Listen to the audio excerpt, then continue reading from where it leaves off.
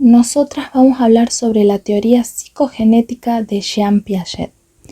Jean Piaget fue un psicólogo, biólogo y epistemólogo suizo. Su objeto principal de estudio fue la génesis y el desarrollo de la inteligencia.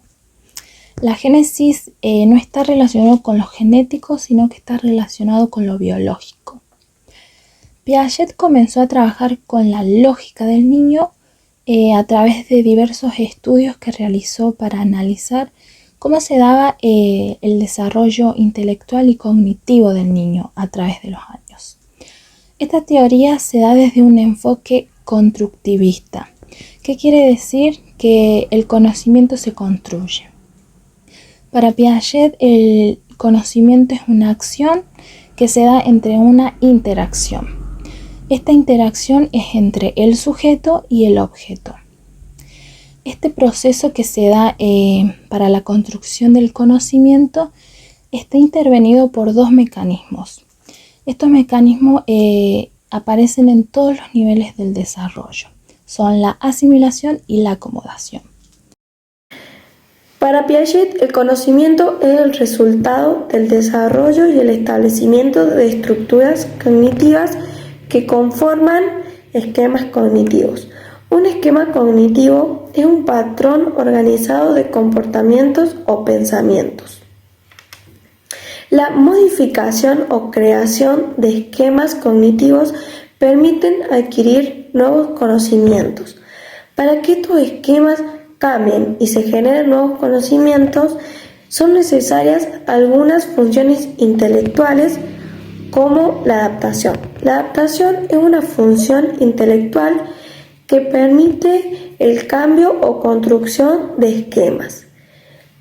La componen dos procesos que se complementan entre sí. La asimilación es el proceso mediante el cual interpretamos el mundo externo en base a los esquemas actuales, y la acomodación consiste en cambiar un esquema existente o crear uno nuevo para lidiar con un nuevo objeto o situación. Por ejemplo, si un niño va a un zoológico y ve por primera vez un camello, le verá las características parecidas a un esquema que ya tenga incorporado. Podría ser un caballo. Allí el niño asimiló y le dirá caballo al camello. Si un mayor le muestra las diferencias del camello al caballo o él por sí mismo logra verlas, creará un nuevo esquema de camello que ya le quedará incorporado. Allí se produce la acomodación. Estadios de inteligencia. Aunque los diferentes estados de inteligencia son sucesivos y progresivos, también pueden producirse en ellas un atraso debido a la maduración, a una experiencia personal, a la herencia, entre otros. Los estadios ocurren de lo nuevo a lo previo de una manera continua. Es individual y diversa en cada uno. Estadio sensorio-motor, de 0 a 2 años. En este estadio prevalece el uso de los sentidos y habilidades motrices, es decir, los reflejos. Subestadio, de 0 a 1 mes, ejercicio de reflejos. En este estadio los niños usan los reflejos innatos y adquieren un control sobre ellos, como por ejemplo el agite de brazos, el esquema de succión. De 1 a 4 meses, reacciones circulares primarias. El niño repite una serie de conductas que lo hace por casualidad. Por ejemplo, chupar un pulgar. De 4 a 8 meses, reacciones circulares secundarias. En este subestadio, los niños hacen accidentalmente algo interesante y placentero y lo vuelven a repetir, como por ejemplo agitar un sonajero.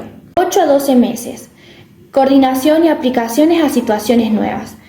En esta subetapa, el niño empieza a surgir la intencionalidad, imita gestos y sonidos que son nuevos para él, como por ejemplo agarrar una mamadera y llevárselo a la boca.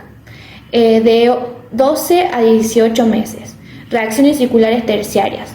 Realiza por ensayo y error, es decir, el niño repite acciones con variaciones que producen nuevos resultados y ver qué pasa con las que ya había adquirido. como por ejemplo agarrar un mantel para poder conseguir un objeto o mover un objeto y después arrastrarlo con un palo. 18 meses, combinaciones mentales. En esta subetapa el niño ya desarrolló su capacidad de la memoria para poder recordar alguna imagen, imitar alguna conducta, algún sonido. Utiliza símbolos que serían los gestos y palabras. Etapa preoperacional. Esta etapa abarca desde los 2 a 7 años de vida. En primer lugar tenemos al egocentrismo. Los pensamientos y comunicaciones de los niños son típicamente egocéntricas, es decir, sobre ellos mismos. Esto es debido a la incapacidad de ver las cosas desde el punto de vista ajeno. Por lo tanto, el niño asume que las demás personas ven, oyen y sienten igual que él.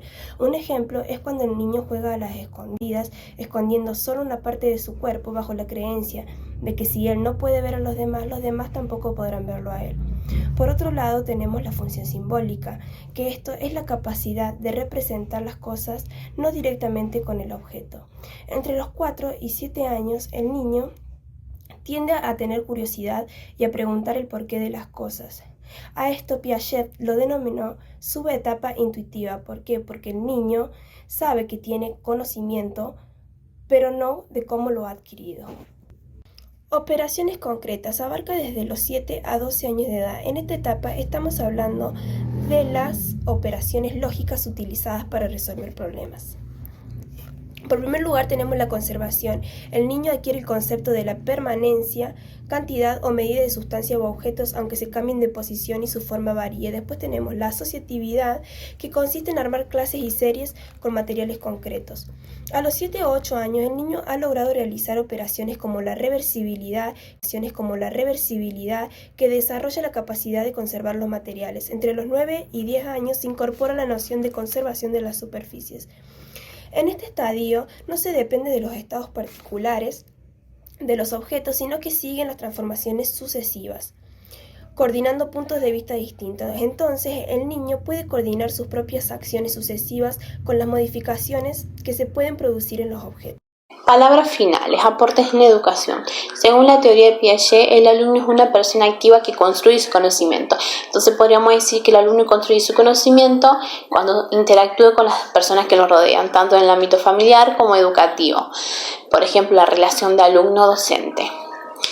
También habla sobre la escuela activa, como que quiere superar la enseñanza tradicional o como romper esquemas o estructuras en los distintos procesos de enseñanza. Esto lo podríamos relacionar con la asimilación, acomodación y la adaptación.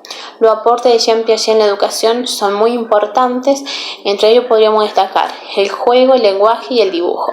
El lenguaje es una herramienta fundamental por la cual el niño va a interactuar con las demás personas. El dibujo, el niño va a expresar lo que ha experimentado durante su vida. Y el juego es donde va a empezar a desarrollar sus capacidades, va a empezar a resolver problemas, a competir y a interactuar con otras personas. Bueno, como dice la teoría, Jean Piaget afirma que los niños aprenden y desarrollan su conocimiento en 4 etapas claramente definidas. Piaget nos dice que el principal objetivo de la educación es formar alumnos que sean capaces de hacer cosas nuevas y no simplemente repetir. Aprender es construir a través de la acción y la experimentación. Piaget también nos dice que básicamente el docente debe ser un guía e instructor del proceso de enseñanza y aprendizaje. Él, por su formación y experiencia, conoce qué habilidades requerirle a los alumnos según el nivel en que se desempeñen. Para ello, deben plantearles distintas situaciones problemáticas que les generen desequilibrio y los perturben.